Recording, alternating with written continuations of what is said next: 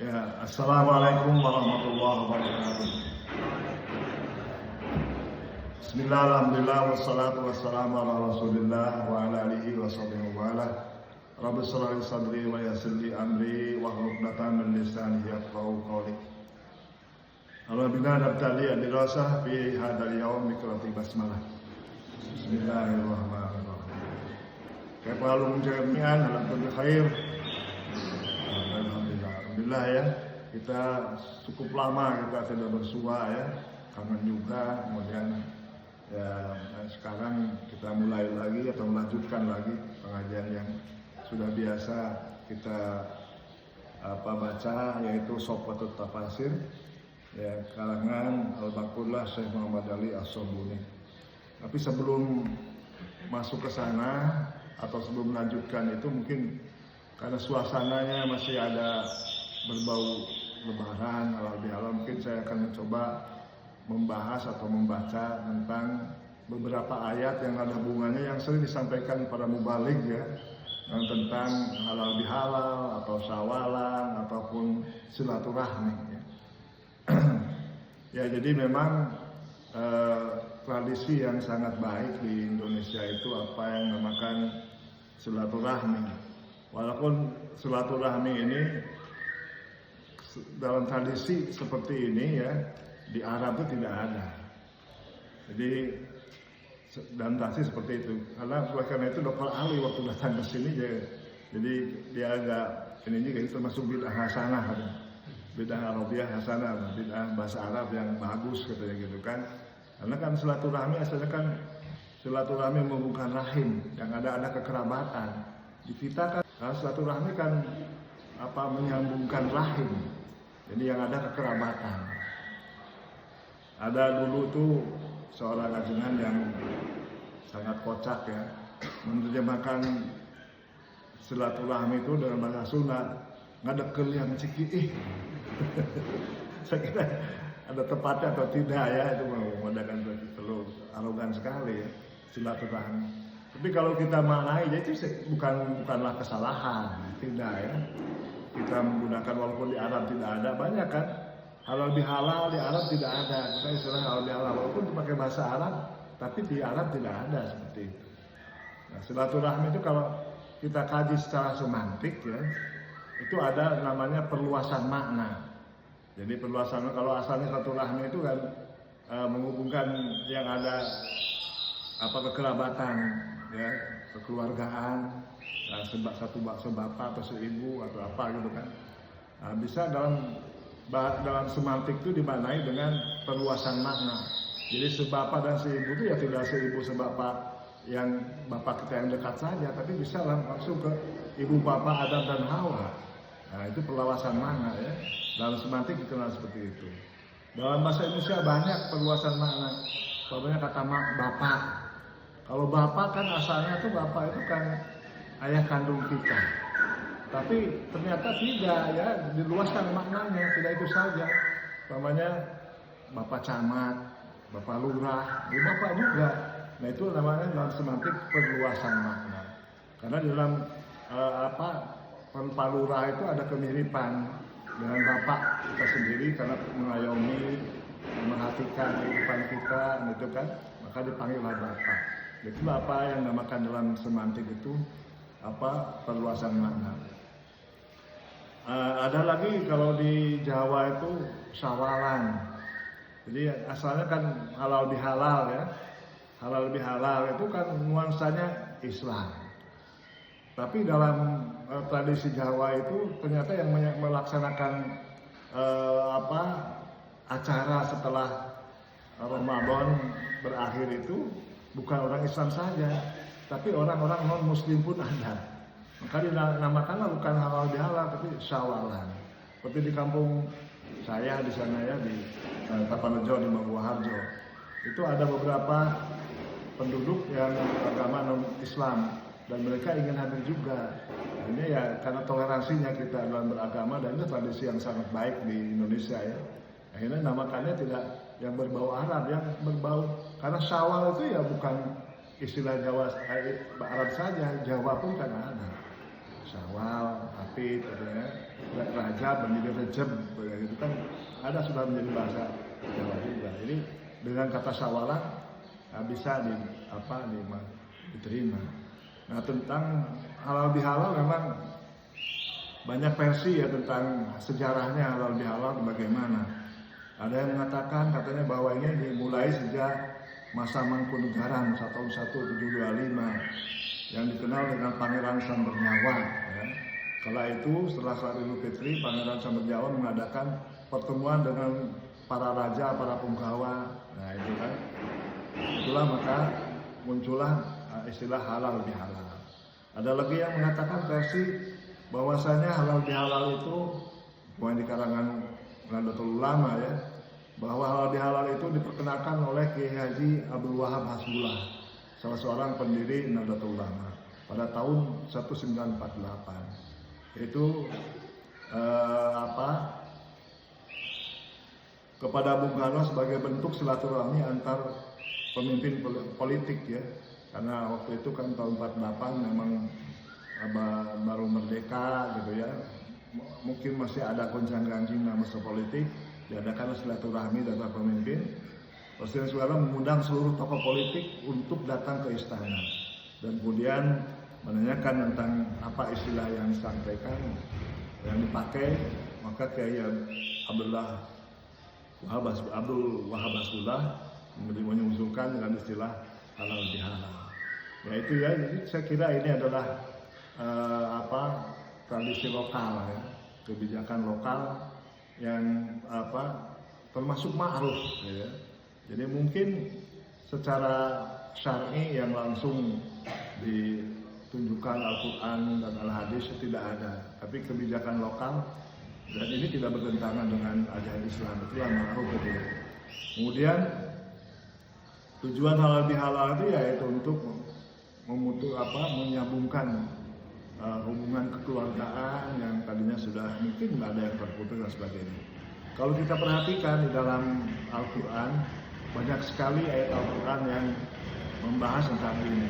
Yang intinya kan halal bihalal atau silaturahmi atau apa yang namanya tadi dengan syawalan, itu kan saling memaafkan.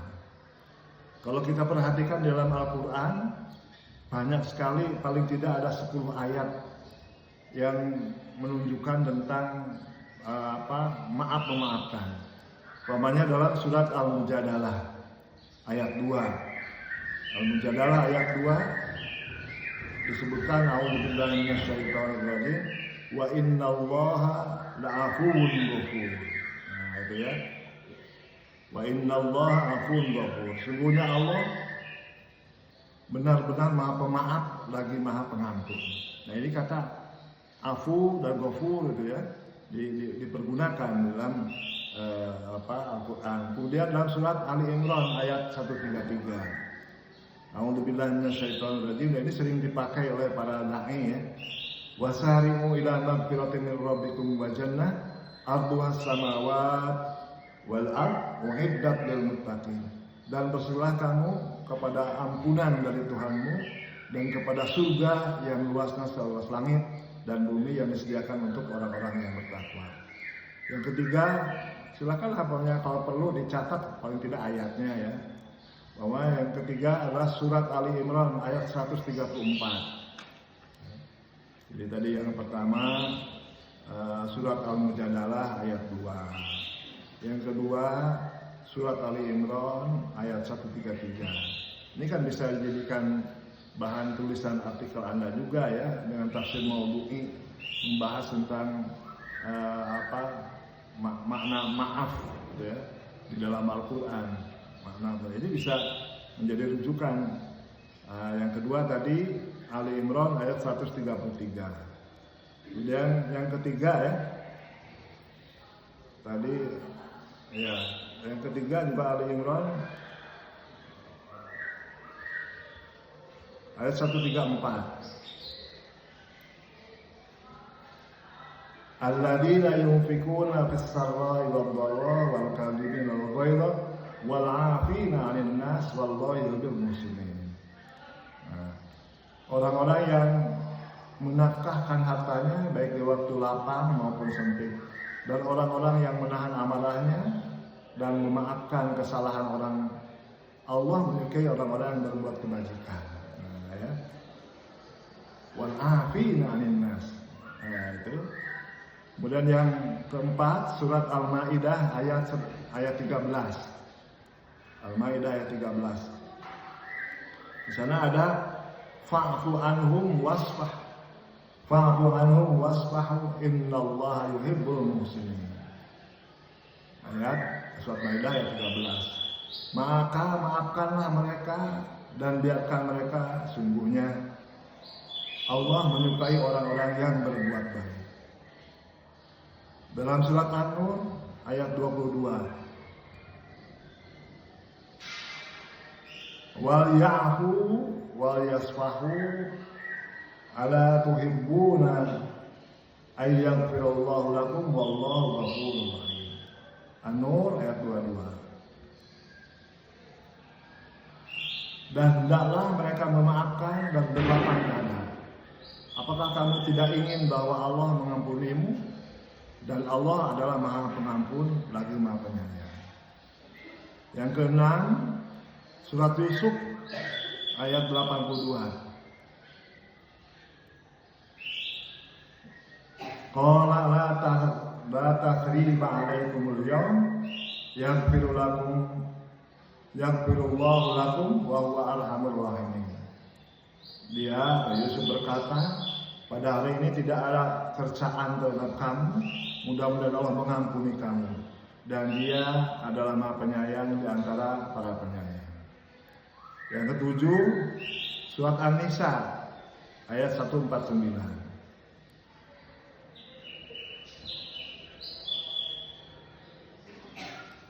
In tubdu khairan aw tukhfuhu aw ta'fu an su'in fa innallaha kana afuwan qadira. Jika kamu menyatakan suatu kebajikan, menyembunyikan atau memaafkan suatu kesalahan orang lain, maka sungguhnya Allah Maha Pemaaf dan Maha Kuasa. Yang kedelapan, Al-A'raf ayat 199. Khudil afwa wa'mur bil 'urfi wa'rid 'anil jahilin. Jadilah pemaaf dan suruhlah orang mengerjakan yang ma'ruf, serta jangan pedulikan orang-orang yang bodoh. 9. Surat Asy-Syura ayat 40. Wa jazaa'u sayyi'atin sayyi'atun mithluha faman afa wa aslaha fa ajruhu 'ala Allah innahu la yuhibbud dhalimin.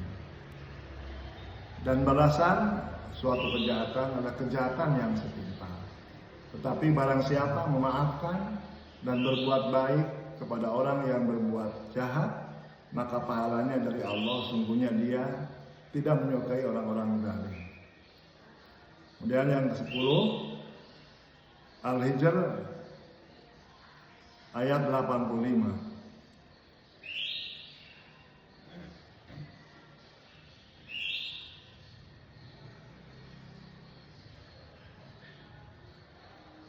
Wa ma khalaqnas samawati wal ard wa ma bainahuma illa bil haqq wa innas sa'ata la'atiyatun fasfahis sabha al jamil.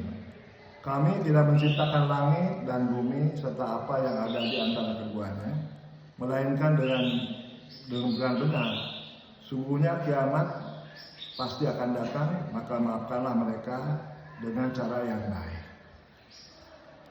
Nah, dari beberapa ayat ini sebetulnya bisa setiap ayat tuh dianalisis ya, setiap ayat baik dianalisis dari uslubi ya, dari aspek fonologinya, morfologinya, sintaksisnya, kemudian semantiknya, ya, kemudian aspek yang kelimanya ya.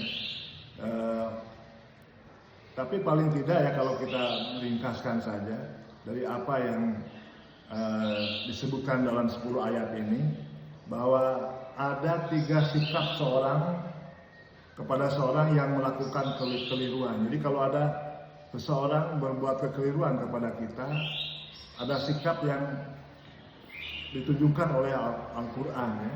Saya kira ini bisa diaplikasikan dalam kehidupan sehari-hari. Jadi kalau memang ada orang yang berbuat kurang baik, memfitnah, ya, apa saja lah bentuknya sehingga kita merasa tidak senang kepada yang bersangkutan, sehingga yang bersangkutan menurut tradisi, menurut adat adalah telah berbuat salah. Bagaimana sikap kita? Nah, di dalam Al-Quran disebutkan wal kadhimina al ghaidha, menahan amarah. Nah, jadi kita tidak boleh ada yang amarah, ada yang ini yang amarah lagi ya, karena itu tidak akan menyelesaikan permasalahan. Karena wal kadhimina al ghaidha, menahan amarah. Jadi langkah pertama kalau ada orang yang berbuat jahat, berbuat tidak baik kepada kita, berbuat kesalahan, maka kita tidak usahlah kita membalasnya lagi dengan kejahatan, karena membalasnya lagi bukan menyelesaikan masalah, tetapi akan menimbulkan masalah baru. Itu antara lain realisasinya di dalam halal bihalal ataupun sawalan atau silaturahmi itu ya, saling memaafkan. Kita menahan diri dari amarah.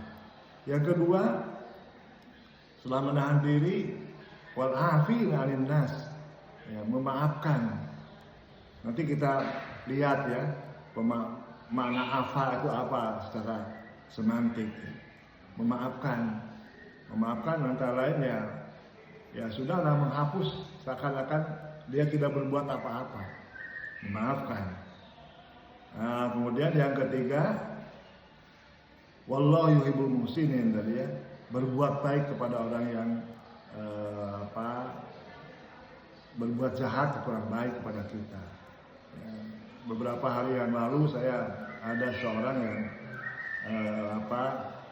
mengomentari ataupun berkata kepada atau menanyakan kepada saya tentang seseorang yang senantiasa mengutik-utik kalaupun apa yang terjadi pada masa lalu, padahal permasalahannya kan sudah selesai, nggak ada masalah apa-apa. Nah itu kan. Terus bagaimana sikap kita menghadapi seperti itu? Ya ini saya bilang tadinya, menahan amarah ya sudahlah.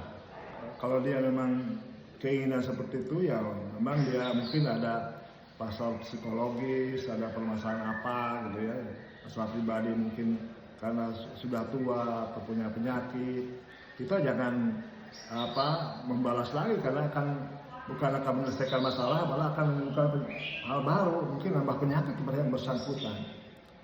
Kemudian yang ketiga, memaafkan gitu kan. Aduh, saya tuh untuk memaafkan agak repot ya gitu, masih belum bisa. Ya paling tidak kalau nggak bisa ya kita membuat kebaikan.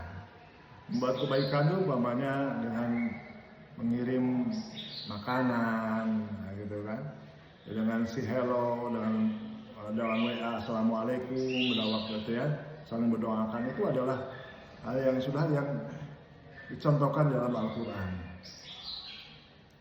Nah kemudian selanjutnya di sini dalam ayat berikutnya dalam surat An-Nur tadi ya,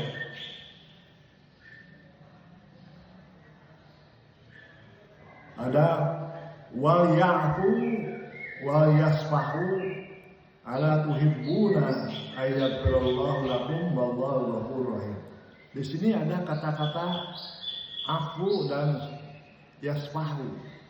Jadi sebetulnya secara semantik apa perbedaannya? Afayafu itu mahayamhu, menghapus. Apa yahu sama dengan mahayamhu, menghapus. Jadi kalau umpamanya dosa itu merupakan titik hitam ya, kalau diumpamakan dalam kertas gitu kan, ada titik hitam, yaitu waktu itu ya dan menghapus. Kalau tulisan itu berupa tulisan pensil kan bisa ada penghapus itu, hapus itu kan. Kemudian kalau umpamanya tik atau apa itu kan dengan tip X. Nah, itu. Nah, tapi ternyata terkadang ada kesalahan-kesalahan yang hampir susah untuk dimaafkan. Ya sebagaimana tulisan itu ya dalam kertas. Terkadang kan tulisan dalam kertas itu ada yang tidak bisa dihapus dengan tip X, tidak hapus dengan penghapus gitu kan. Nah, di dalam Al-Qur'an wa ya'fu wa yasfahu. Nah, gitu ya. Itu sangat indah sekali ya dalam Al-Qur'an. Jadi kalau dengan afu, dengan menghapus, memaafkan tidak bisa hilang, wa yasfahu. Sofaha yasfahu itu kelapangan dada. Bisa juga sofaha yasfahu dari sofah, halaman. Sofah itu kan halaman.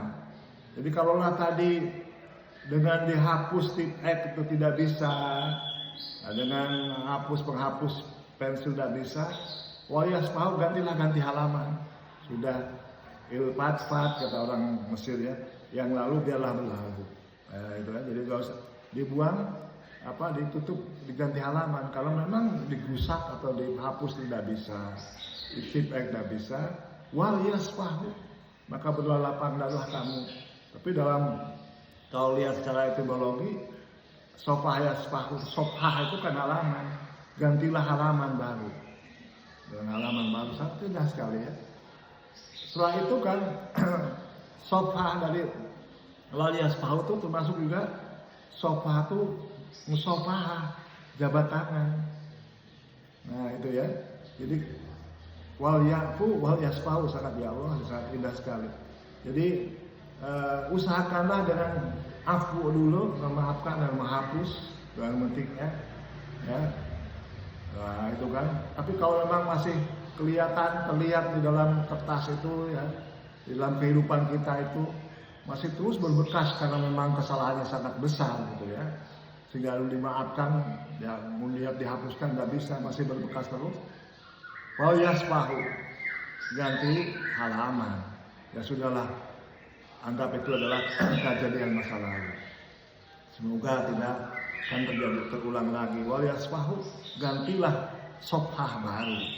Nah, setelah itu kalau sudah ganti sofah juga musofahah, sofah. Wal yasfahu itu kelanjutannya, pemanangannya musofahah. Musofahah berjabat tangan. Nah, orang itu kalau sudah punya kesalahan, sudah mau mengulurkan tangan untuk berjabat tangan, maka itu sudah otomatis ya, memaafkan lahir dan batin. Karena tidak mungkin orang akan mengulurkan tangan kalau dalam hatinya masih ada merasa dengki dan tidak memaafkan. Dengan mengulurkan tangan itu, maka itu simbol, maka yang bersangkutan sudah memaafkan. Sangat indah sekali ya. Jadi Allah mengungkapkannya, wal ya'fu wal yasfahu. Maafkanlah. Jadi kalau salah kecil ya udahlah, dengan maafkan. Mudah Allah memaafkan juga gitu kan. Tapi kalau masih ada rodail, masih ada ganjelan-ganjelan di hati ini, wal yasfahu. Ya yasfahu tadi ada mengartikan ya, berlapang dada lah gitu kan. Berlapang dada, kita ya, menerima atau memaafkan, ya udahlah kalau sudah keinginan seperti itu. Nah, gitu kan. Tapi ada juga pemahaman dari wal yasfahu, ganti sofah baru. Ya sudahlah, itu sudah masalah. Tapi ada wal yasfahu dipahami juga, segeralah Anda bermusofahah.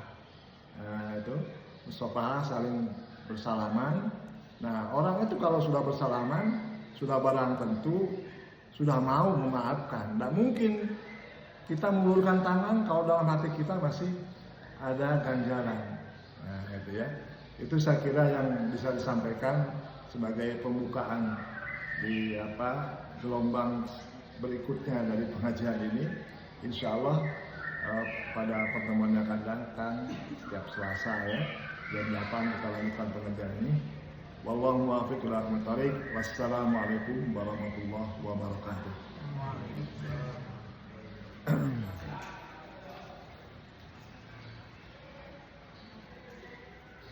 Sok Kang Azrul, Kang Marasangka. Ya.